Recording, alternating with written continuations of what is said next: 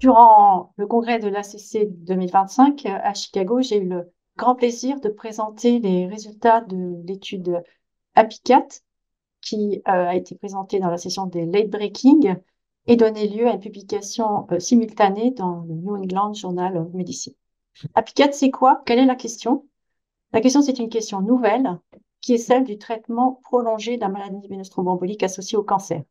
On a envisagé une étude prospective, randomisée, en double aveugle, internationale, comparant donc l'apixaban à une dose réduite, 2,5 mg x 2, à l'apixaban à une dose pleine, 5 mg x 2, pour une durée de 12 mois, chez des patients qui étaient traités pour un événement veineux thromboembolique associé au cancer depuis au moins 6 mois, sachant qu'au moment de l'inclusion, ces patients avaient un cancer actif.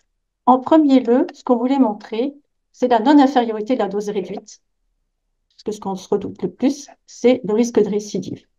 La non-infériorité a été démontrée avec une incidence cumulée à 12 mois de 2,1% dans le groupe dose réduite et 2,8% dans la dose pleine, ce qui atteint donc l'objectif de non-infériorité. Donc, en traduction clinique, on ne fait pas courir de risque d'excès de risque thromboembolique chez le patient en abaissant la dose. Il avait été prévu dans la méthodologie de l'étude, si on atteignait ce premier objectif de non-infériorité, de tester dans un deuxième temps la supériorité de la dose réduite sur le risque hémorragique. Ce risque hémorragique était évalué par un critère composite de saignement majeur et cliniquement relevant non majeur. On a pu démontrer la supériorité de la dose réduite par rapport à la dose pleine sur ce critère donc combiné de safety avec une incidence cumulée à 12 mois de 12,1% dans le groupe dose réduite et 15,6% dans le groupe dose pleine, représentant une réduction significative en faveur de la dose réduite de 25%. On avait anticipé la possibilité que il y ait une réponse à l'abaissement de dose qui soit différente en fonction du site du cancer. Et c'est la raison pour laquelle on avait fait une stratification, notamment en mentionnant et en proposant une stratification en fonction des sites de cancer les plus fréquents. Et on a pu s'apercevoir que l'effet du traitement, que ce soit pour l'efficacité ou la tolérance, est parfaitement cohérent, consistant entre les différents sous-groupes.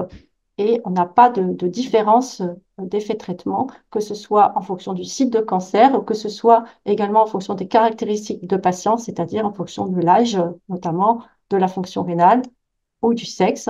Et le troisième type de critère qu'on a testé, c'était la présentation clinique de maladie veineuse thromboembolique, c'est-à-dire TVP ou EP.